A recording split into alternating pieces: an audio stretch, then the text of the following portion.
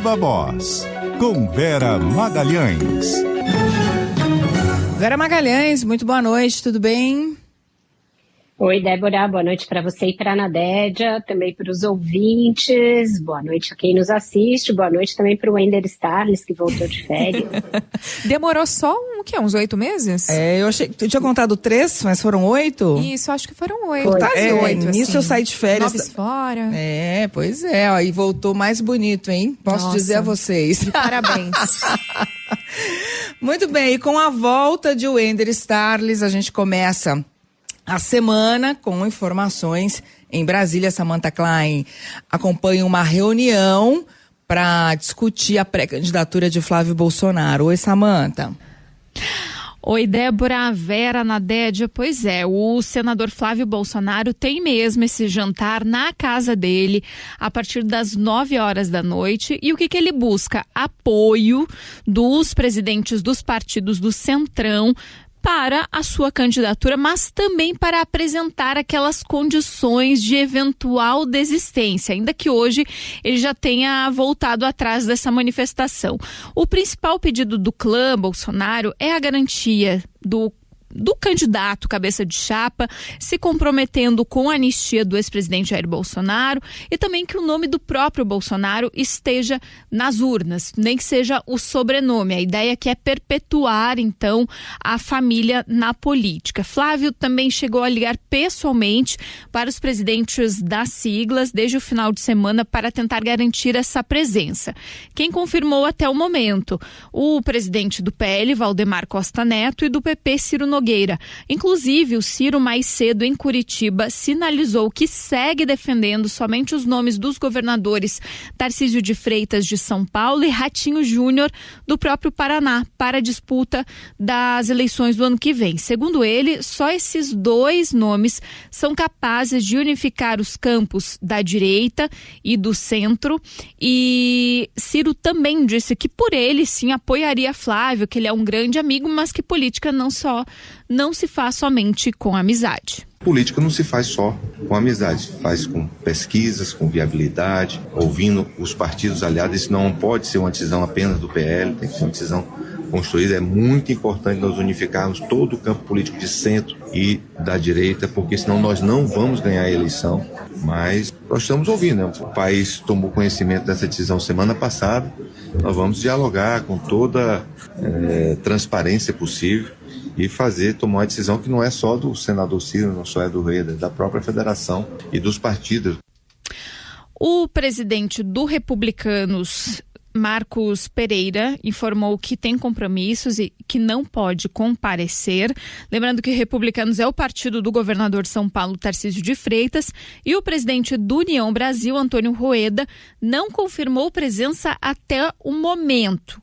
Lembrando que assim que Flávio afirmou que o pai o escolheu como candidato, o próprio Rueda lançou uma nota dizendo que é contrário à polarização e que o Brasil precisa de uma chapa séria, responsável, enfim, todo um discurso tratando ali de centro-direita.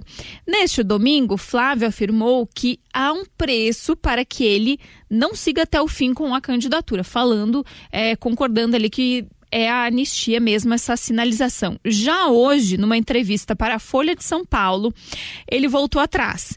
Ele disse que a candidatura dele é irreversível, que a candidatura dele não está à venda.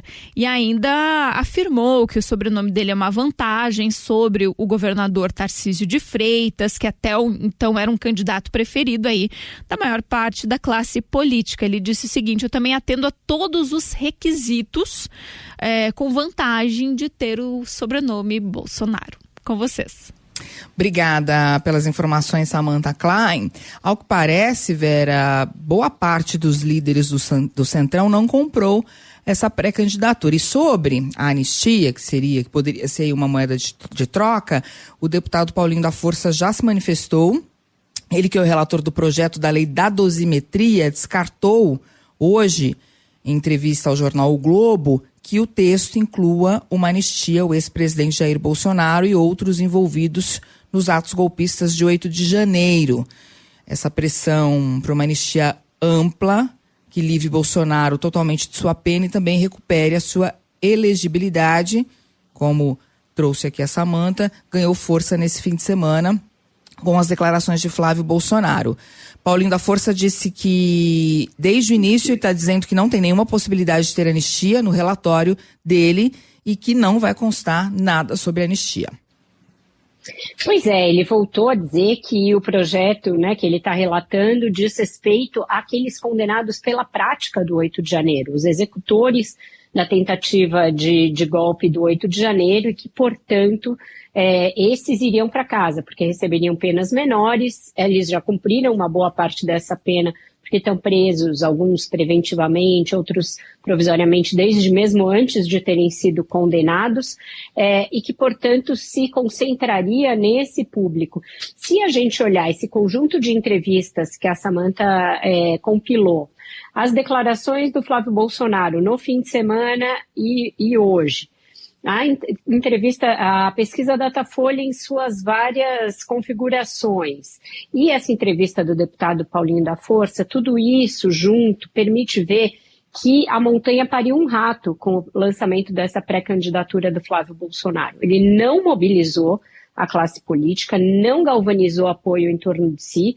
As entrevistas do Ciro Nogueira, as ausências no jantar que vai haver, tudo isso mostra que não agradou a classe política, ele não conseguiu aumentar a pressão em torno de uma anistia para o seu pai e para os demais presos na trama golpista. Esse é um não assunto na Câmara e no Senado, que estão debruçados sobre outras prioridades, com um tempo muito restrito para votar qualquer projeto até o final desse ano, e também não cativou, não mobilizou o eleitorado bolsonarista, pelo contrário, isso que ele fala que o nome dele agrega mais que o do governador Tarcísio, por ter o sobrenome Bolsonaro, não se confirma em pesquisas. Então, para onde você olha, todos os dados de realidade que você consulta depois do lançamento da candidatura dele, mostram que não teve efeito praticamente nenhum em termos de gerar um fato político. E a declaração dele no fim de semana de que haveria um preço para ele desistir, deixou claro aquilo que eu falei aqui na sexta-feira, que ele, na verdade, está ali guardando um lugar, ali marcando presença, mas que essa candidatura não necessariamente seria para valer. E aí ele não esperou nem 2 dias para confirmar que se trata de um grande balão de ensaio, numa tentativa, mais uma tentativa dessas bastante desconcertadas e desconjuntadas do bolsonarismo de tentar fazer alguma pressão pela melhoria das condições políticas e judiciais do Jair Bolsonaro. Até aqui nenhum efeito, nem num sentido, nem no outro. E, Vera, já tinha muita gente não apoiando, mas o negócio do preço pegou mal até com quem estava, né? Exato, fica uma coisa muito casuística, fica evidente, óbvio, que isso aí foi uma jogada de desespero para tentar provocar algum fato político que desse ali uma esperança de avanço no projeto da anistia, mas não aconteceu isso, gerou um mau humor, gerou reação ruim do mercado financeiro, que teve uma queda ali depois de vários dias de alta, e para o presidente Lula é tudo o que ele pode querer, alguém com sobrenome Bolsonaro dividindo a direita e trazendo toda a rejeição do pai, que só aumenta a cada pesquisa, para uma disputa presidencial. Permite aquela polarização de novo com o Bolsonaro numa situação pior que a de 2022, porque não é o Bolsonaro original e porque tem todo o desgaste da prisão do patriarca. Então, um plano ali que parece ter sido, mais uma vez, um tiro pela culatra dos muitos que se vem tentando dar desde que o Bolsonaro foi condenado em setembro. Vera, já que você falou da pesquisa Datafolha, vamos trazer uns números aqui para a gente destrinchar para o nosso ouvinte. O recorte divulgado hoje da pesquisa Datafolha mostra que o ex-presidente Jair Bolsonaro é visto como a principal liderança da direita por 35% dos brasileiros, enquanto o presidente Lula aparece como o maior líder da esquerda para 56% dos entrevistados. No caso, o Flávio Bolsonaro, ele aparece na pesquisa, quando a pergunta é a principal liderança da direita, em 7º lugar, com 1%. De citações, 1% de citação, né? Atrás de Eduardo Bolsonaro, Nicolas Ferreira, Michele Bolsonaro, e tem até um dado curioso. Quando a pergunta é o líder, quem é o principal líder da direita? Bolsonaro em primeiro lugar, com 35%, em segundo lugar o presidente Lula, com 9%. O Tarcísio aparece só em terceiro lugar, com 5%. Aí vem Michele, Nicolas Ferreira, que é deputado federal, Eduardo Bolsonaro, Flávio e Ronaldo Caiado. E quando a pergunta é quem é o principal líder da esquerda? Lula com 56% e Jair Bolsonaro em segundo lugar, pontuando com 5%. Vou trazer aqui outros recortes do fim de semana que acho que valem também para a gente comentar. 8% acham que Flávio Bolsonaro deveria ser o nome escolhido por Bolsonaro para as eleições de 2026, ou seja, só 8%. 22% preferem a ex-primeira-dama Michele Bolsonaro e 20% o governador de São Paulo, Tarcísio de Freitas. Portanto, Flávio é só a terceira opção. Se o segundo turno das eleições presidenciais fosse hoje, Lula estaria 15 pontos à frente de Flávio Bolsonaro e 5 pontos à frente do governador de São Paulo, Tarcísio de Freitas. No outro recorte dessa mesma pesquisa Datafolha, 32% dos entrevistados avaliaram o governo Lula como ótimo ou bom, e para 37% a gestão é ruim ou péssima, e 30% consideram a gestão do governo Lula regular. Essa pesquisa ela foi realizada entre os dias 2 e 4 de dezembro, ouviu 2.002 pessoas de 16 anos ou mais em 113 municípios do Brasil. Portanto, pesquisa feita antes do anúncio de Flávio Bolsonaro, antes do anúncio da pré-candidatura de Flávio Bolsonaro. Mas o nome dele já vinha sendo testado em outras pesquisas. Pois é, Débora, esse compilado aí também não é bom para a família Bolsonaro, porque mostra que o governador Tarcísio de Freitas está se desgarrando da necessidade de ser indicado pelo Bolsonaro para se consolidar como candidato da direita. Nessas simulações de segundo turno, ele, por uma breve margem, né, tudo dentro do limite da margem de erro, mas numericamente é quem se sai melhor na disputa com o presidente Lula. Melhor que o governador Ratinho Júnior e melhor que os 3 herdeiros diretos do bolsonarismo, os 3 que têm sobrenome Bolsonaro na cédula. O Lula vai a mais de 50% contra a Michele, o Flávio e o Eduardo. Portanto, aquilo que eu disse, para o governo e para o PT, interessaria esse racha em que tivesse um candidato puro sangue da família e um outro nome da direita que seja não um Bolsonaro raiz, um Bolsonaro com esse nome na certidão.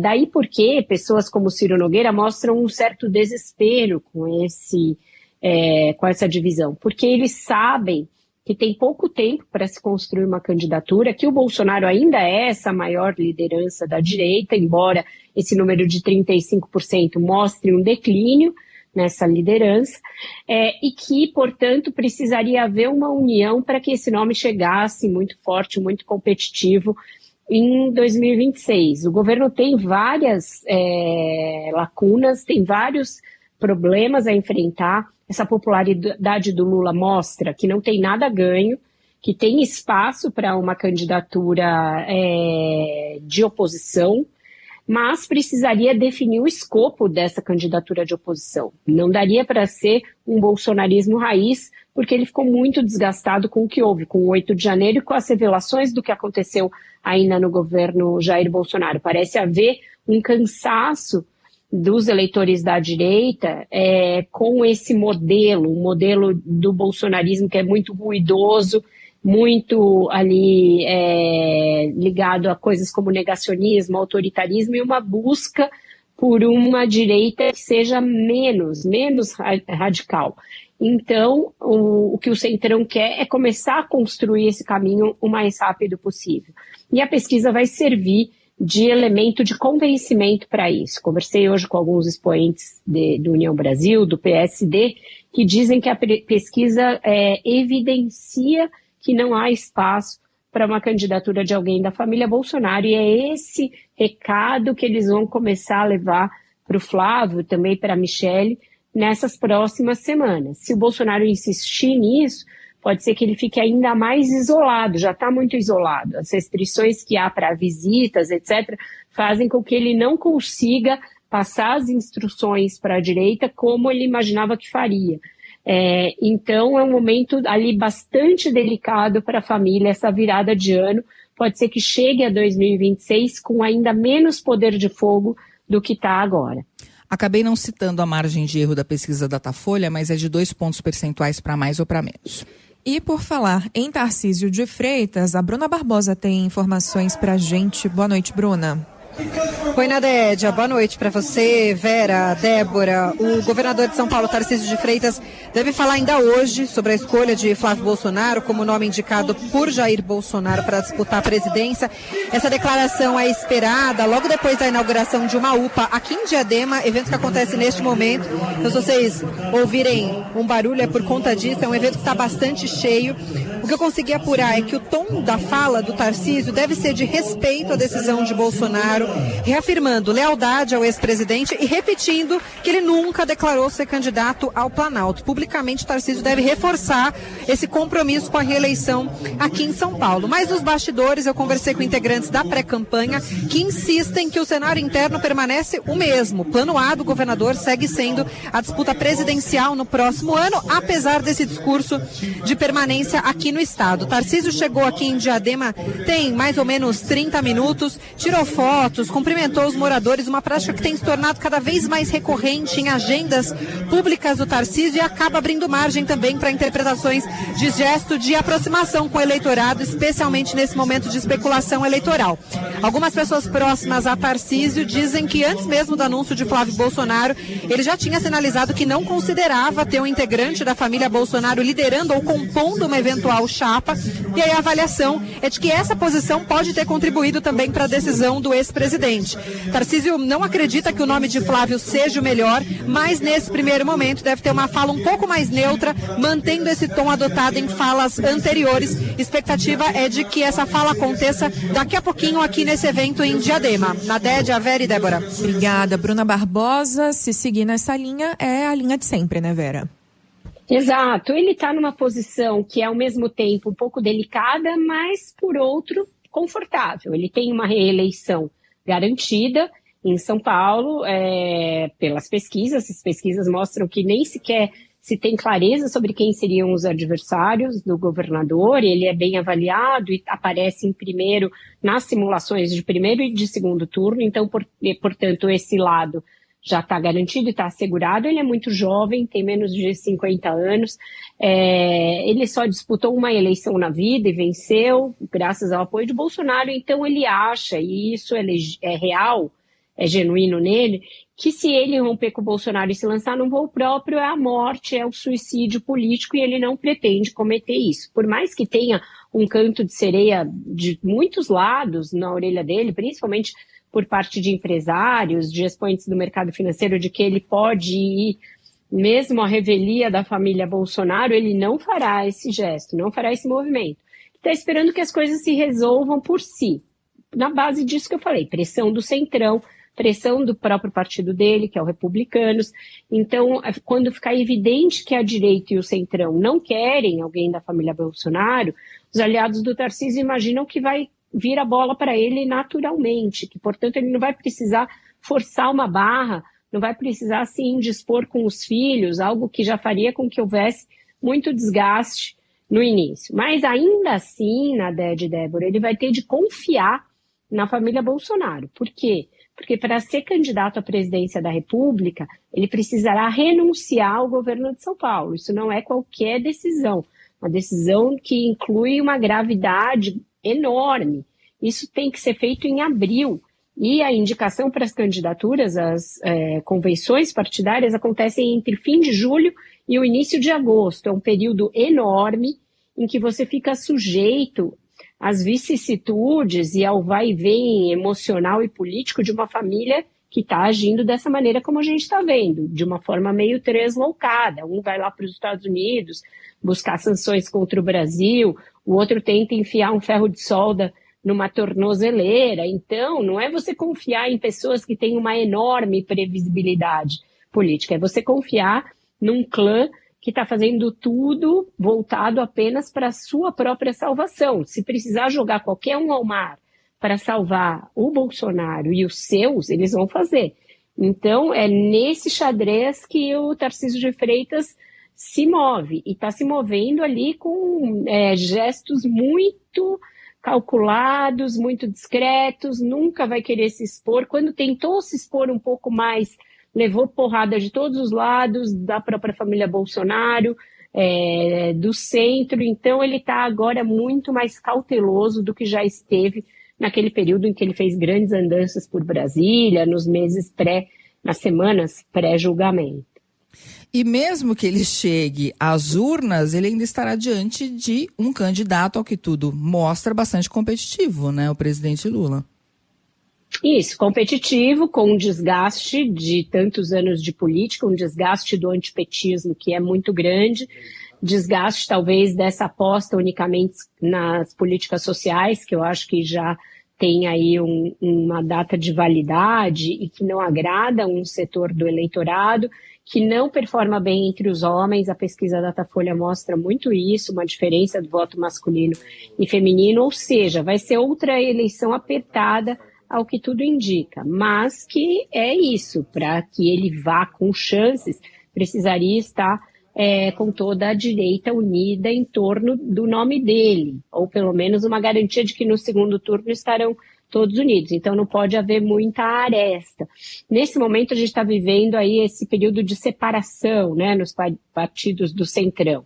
União Brasil, por exemplo, expulsou o ministro do Turismo, Celso Sabino. Isso já era esperado, mas é mais uma reafirmação de que eles não vão estar com o Lula no palanque. Então, essa divisão de quem vai estar para cada lado vai começar a ficar mais clara agora, a partir do início do ano que vem. E o Tarcísio conta muito com isso, com o fato de que muitos partidos preferem o nome dele para que isso sirva para pressionar a família Bolsonaro. Muito bem, a gente faz um intervalo, a gente volta com mais Viva a Voz.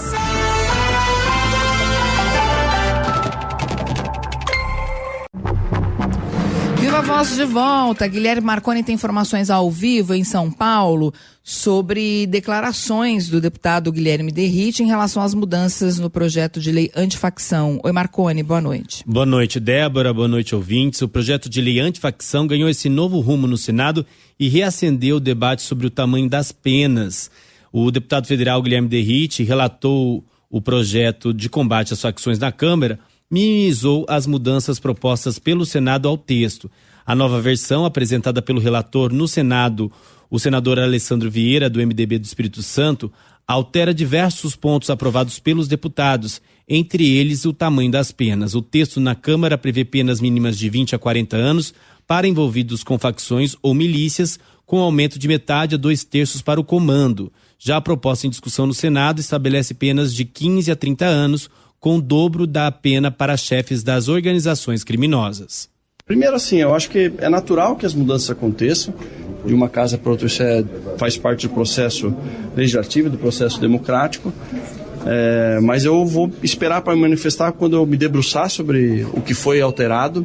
São 78 páginas, eu fiquei sabendo E também esperar a aprovação, porque não quer dizer que esse texto vai ser aprovado. Então não adianta me manifestar antes do próprio texto ser aprovado, senão a gente vai ficar politizando o debate.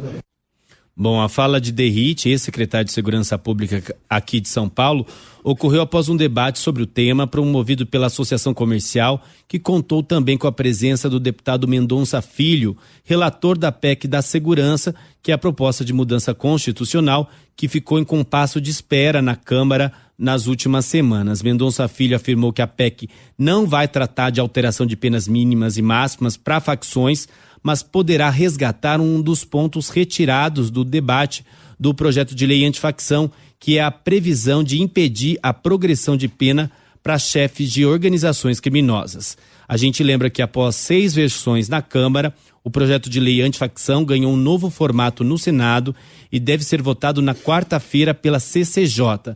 No mesmo dia, Mendonça Filho pretende apresentar o relatório final dele na Comissão Especial da Câmara. Já a votação da PEC da Segurança em plenário deve ficar para a próxima terça-feira. Débora. Obrigada, Marconi, pelas informações.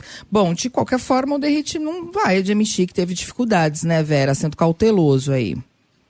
Exato. O que a gente tem de ver é se vai haver tempo para votar no Senado, voltar para a Câmara, que deverá desfazer algumas das alterações feitas no Senado, ainda mais que ele permaneceu, né, no mandato, não reassumiu a Secretaria de Segurança, então ele vai ser uma voz na volta do projeto até a Câmara para tentar restabelecer aquilo que ele colocou na proposta. Então vai ficar essa queda de braço entre o governo e o grupo que é dele, e também do presidente da Câmara, Hugo Mota, em torno das alterações ou não do projeto, sem que a gente saiba se essas 2 semanas que nos separam do recesso parlamentar vão ser suficientes para tudo isso, para votar no Senado, para votar para a Câmara, votar na Câmara. E a PEC da segurança, essa então acho que é mais difícil ainda de que seja votada nesse tempo tão exíguo, porque além do orçamento, além das matérias fiscais, tem também uma pauta aí, que é uma pauta de resposta ao Supremo Tribunal Federal, que tanto o Davi Alcolumbre quanto o Hugo Mota querem colocar para votar. Então, muita coisa e pouquíssimo tempo. São 4 dias nessa semana, no máximo, e no máximo 4 dias na semana que vem, sendo que o orçamento a gente sabe que ocupa um tempão de discussão. Está ficando muito apertado para votar essa matéria, Débora. E, mudando de assunto, vamos para o Rio de Janeiro, Vera, agora para saber sobre a votação da situação do Rodrigo Bacelar na Alerj. O Diogo Bugalho foi quem acompanhou. Como foi, Diogo? Boa tarde, Nadédia. Boa tarde também para você, Vera, e para você, Débora. Foi aprovada, então, a soltura de Rodrigo Bacelar por 42 votos e 21 contrários, né, pela manutenção da prisão, né? Placar, então, de 42-21 a favor da soltura do deputado Rodrigo Bacelar, que a gente relembra, foi preso na semana passada. Essa votação de hoje é uma prerrogativa da Alerj, da Casa Legislativa, que tem que decidir, quando um de seus membros é preso, se vai manter ou não essa prisão. A Alerj decidiu, portanto, hoje, soltar Rodrigo Bacelar. Eram necessários 36 votos para que fosse tomada uma decisão, foram 42 favoráveis à soltura do presidente da casa. A sessão foi bastante tensa hoje, houve até um princípio de tumulto lá, quando uma das deputadas, a deputada Dani Balbi, do PSOL, foi votar. Ela tentou se alongar ali no discurso, porque era uma votação nominal, né? Os deputados chamados 1 a 1 para proferir os votos, e na vez da deputada, ela tentou, enfim, dar mais explicações ali, ocupar mais tempo no microfone, e os outros deputados, os colegas de casa, se exaltaram. A votação foi interrompida por alguns minutos, então, enquanto tentavam todos acalmar os ânimos ali, mas na sequência a votação foi concluída e chegou aí a esse resultado, então, ampla maioria pela soltura do presidente da casa. Essa maioria no plenário seguiu o parecer da Comissão de Constituição e Justiça da Casa, que foi votado hoje mesmo, mais cedo, e aprovado por 4-3 nessa comissão. Agora, quais são os próximos passos? O ministro Alexandre de Moraes, que é quem emitiu a ordem de prisão, ele tem que ser notificado da decisão da Alerj para depois expedir um alvará de soltura. A questão que está no ar no momento é se Bacelar vai voltar à presidência da casa. Aliados fazem questão de dizer que a votação de hoje era só sobre a prisão e não sobre o afastamento, tentaram não tocar nesse assunto da presidência da Alerj. Mas a ordem de prisão do ministro Alexandre de Moraes, a ordem da semana passada, previa também o afastamento. Agora os deputados querem saber se esse alvará de soltura, que deve vir aí nas próximas horas, ou até amanhã, vai trazer também alguma medida cautelar, como o afastamento da presidência da Alerj, por exemplo, ou mesmo o afastamento do mandato. Enfim, existe essa expectativa. Mais cedo houve até uma tentativa de fazer uma segunda resolução dentro da própria Alerj que tratasse do afastamento, para que o plenário já avaliasse essa questão na sessão de hoje, mas essa tentativa aí da oposição não prosperou. Essa questão de quem vai ocupar a presidência da Alerj foi deixada em aberto. Mas os deputados já estão aí comentando a expectativa e o clima geral é de que ele não deve voltar à presidência. As opiniões estão divididas aí, os deputados dizem que Bacelar tem alguns apoiadores que defendem que ele retorne à presidência da casa, mas que, no geral, o clima é para que ele não volte a ocupar a principal cadeira da Alerj. Vera, Nadédia e Débora. Obrigada, Diogo. Era o que se esperava, né, Vera? Deu ali a expectativa. Veja que é o dobro o número de votos pela soltura que o da permanência da prisão. Ele conseguiu votos em bancadas inimagináveis, teve até um voto no PT. Conversei agora há pouco com o líder do PT na Câmara dos Deputados, Lindbergh Farias, que é do Rio, e ele disse que essa deputada que votou pela soltura dele deverá ir para a União Brasil, já não era alguém orgânico do PT, e que tem pedidos pela expulsão dela, chama Carla Machado. Mas a surpresa foram algumas abstenções e até alguns votos contra o Bacelar ali no campo do centrão e da direita, estão mostrando que houve defecções em todas as bancadas. É uma situação muito complexa ali, a do PSD, do Eduardo Paes, que tenta se dissociar desse grupo. O Bacelar era até adversário do prefeito, mas também teve muitos votos a favor dele. Então a ideia de que liberaram o voto e o prefeito não se meteu nesse assunto, quando a gente sabe que, na verdade, está com os olhos postos ali, porque isso tem muito impacto sobre a campanha do Rio do ano que vem. Muito bom, a gente faz então mais um intervalo e na volta tem Eduardo Graça para comentar os assuntos internacionais.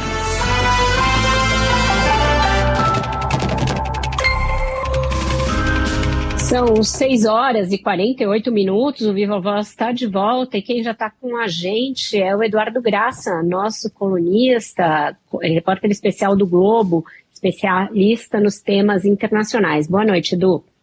Boa noite, Vera, boa noite a todos, boa noite, ouvintes. Boa noite, Edu. Boa noite. Boa noite. Edu, a gente teve hoje uma reunião entre o presidente da Ucrânia, Volodymyr Zelensky, e outros líderes da Europa em Londres. Ele pediu ali união do continente em apoio à Ucrânia, mas o que a gente tem visto é uma fragilidade enorme de Kiev, a maior desde a invasão russa em 2022. Já estamos com 3 anos dessa guerra. A gente está cada vez mais distante de um cessar-fogo entre Rússia e Ucrânia? Vera, quase 4, né? Em fevereiro do ano que vem a gente vai para 4 anos, é uma coisa impensável, né? Na Europa. Mas nesse momento, já às 18h49 de segunda-feira, 8 de dezembro, eu diria que sim, a gente está num cessar-fogo mais distante. O New York Times publicou uma reportagem nesse fim de semana detalhando um dos esquemas de corrupção pelo qual o governo do Zelensky está sendo investigado.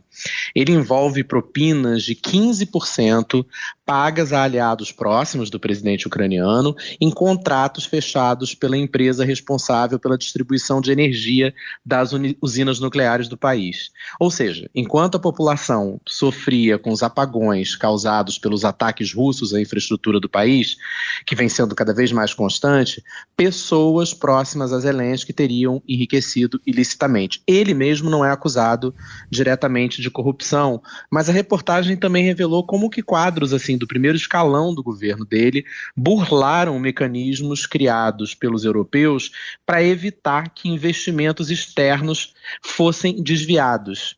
E isso, é claro, que alimenta o discurso da Casa Branca de que não faz mais sentido para os Estados Unidos, por exemplo, investir na Ucrânia para deter o avanço de Moscou. Que seria melhor para Washington fazer o Zelensky concordar com um cessar-fogo, mesmo esse elaborado por Washington, que é muito mais vantajoso para a Rússia, inclusive entregando, né, parte do terreno, de áreas do país para o Putin, para focar na reconstrução da Ucrânia, ou seja, de olho ali em contratos poupudos que vão vir dessa reconstrução. É difícil, Vera, imaginar como é que a Ucrânia vai seguir resistindo às investidas russas sem o apoio não só militar, mas também dos serviços de inteligência dos americanos. Ontem, no Fórum de Doha, lá no Catar, o Donald Trump Jr. bateu duro no Zelensky, que, segundo ele, tem sido endeusado pela esquerda americana. Ele também afirmou que o Donald Trump, o pai dele, pode abandonar as negociações de paz a qualquer momento. E ele fez essa afirmação logo depois do anúncio oficial da nova estratégia de segurança nacional dos Estados Unidos. E nela, a Europa é definida desse jeito, abre aspas, decadente, com relevância cada vez menor, uma civilização a caminho da extinção, fecha aspas. Edu, essa nova estratégia de segurança nacional anunciada pelos Estados Unidos cita até a doutrina Monroe, né? Que é aquela da América para os americanos. Como é que essa mudança pode afetar a gente aqui no Brasil? Esse documento, Débora, ele tradicionalmente é anunciado lá nos Estados Unidos quando se começa um novo governo, porque aí você tem uma informação para a população da visão global do presidente, que acabou de ser empossado, e oferece umas pistas sobre onde e como vão ser aplicados os fundos federais em ações diplomáticas, militares, de inteligência. O do segundo governo Trump só foi divulgado agora, a gente já está no começo de dezembro. Por quê? Porque havia um debate acalorado no governo Trump sobre se o tom anti-China do documento estava pesado demais, o que poderia complicar as negociações comerciais de Washington com Pequim. E o documento, de fato, destaca o objetivo do governo Trump de estancar o avanço chinês nas Américas. O que para a maioria dos analistas, aliás, tem pouca chance de virar realidade, porque há uma interdependência econômica dos países da região com a China, entre eles o Brasil, e pelo fato de Pequim ter investido pesado em projetos de infraestrutura de médio e longo prazo aqui na região.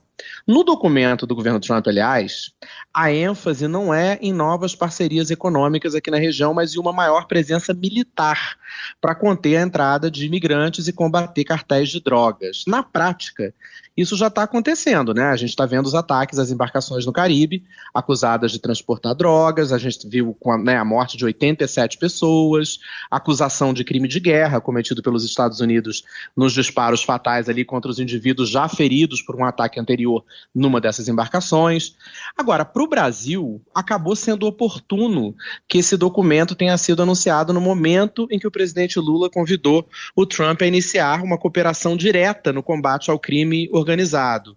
Não no patamar do narcoterrorismo, como quer a direita, mas ao destacar, em conversa com o americano, a lavagem de dinheiro de criminosos brasileiros feitas lá no estado de Delaware, que tem uma legislação que protege o sigilo dos contratos corporativos. Ou seja, pode ser possível, com alguma inteligência, até se beneficiar dessa inflexão dos Estados Unidos para as Américas, mesmo com essa gramática autoritária que você enfatizou aí com a citação lá de 1823 da América para os americanos no documento.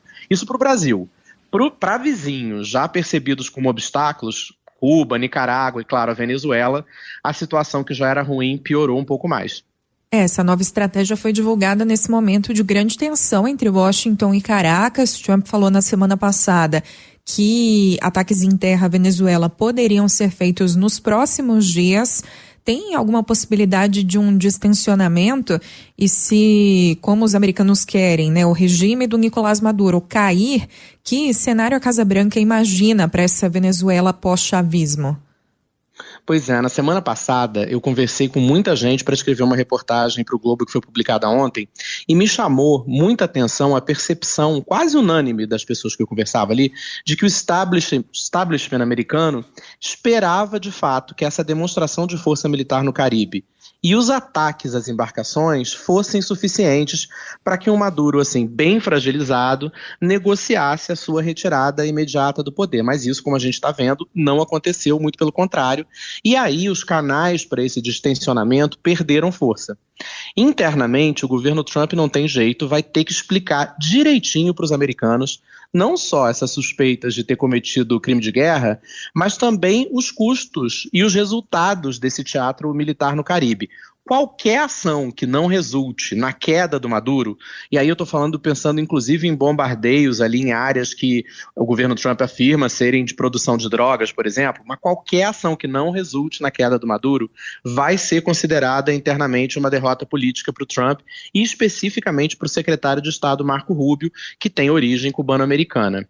A queda do Maduro e o enfraquecimento de Cuba, né, aliada da Venezuela, é um desejo de boa parte dos eleitores hispânicos conservadores que foram parte da coalizão vitoriosa do Trump no ano passado e que, no entanto, as pesquisas estão mostrando, andam com o nariz torcido para o governo, por conta do asfixiamento econômico das comunidades onde eles vivem, lá nos Estados Unidos, com as constantes batidas da imigração e da inflação que não cai, por, entre outros motivos, os tarifaços. Para eles, um recuo de Washington vai ser percebido como derrota. Por outro lado, a estimativa interna é que para uma invasão, aliás, algo que os Estados Unidos, a gente está falando de doutrina Monroe, os Estados Unidos jamais fizeram isso na América do Sul, né, uma invasão militar, seriam necessários pelo menos 150 mil soldados. Aí os riscos para os dois, para o Trump e para o Rubio, aumentam ainda mais. As fontes com que eu conversei temem que, no caso de uma deposição do Maduro, em qualquer cenário, há uma chance grande de guerra civil ou de disputa de grupos armados pelo poder, inclusive pela ausência, elas me dizem, de um plano detalhado específico pelo governo Trump para esse pós-chavismo. A Casa Branca pretende estimular um processo democrático comandado pela oposição venezuelana, com anistia a militares, policiais e outras forças de segurança do chavismo, e afirmam que isso evitaria o caos. Mas isso, me dizem as fontes, é muito mais crível no papel do que na realidade venezuelana. Maduro, por óbvio, claro, mas também o governo Trump parece estar numa sinuca de bico quando se trata do futuro da Venezuela, que me parece, infelizmente, cada vez mais nebuloso. Exatamente. Eduardo Graça, nosso colunista, repórter especial do Globo, colunista do Globo também, com a gente todas as segundas-feiras. Obrigada, Edu. Até semana que vem. Obrigado, Vera. Sempre um prazer. Até semana que vem. Um abraço a todos. Beijo, Edu. E assim a gente encerra o Viva Voz de hoje. Amanhã tem mais Viva Voz a partir das 6. Obrigada, Vera. Beijo. Tchau, meninas. Até amanhã aí no estúdio com vocês. Um ótimo jornal para vocês. Até mais.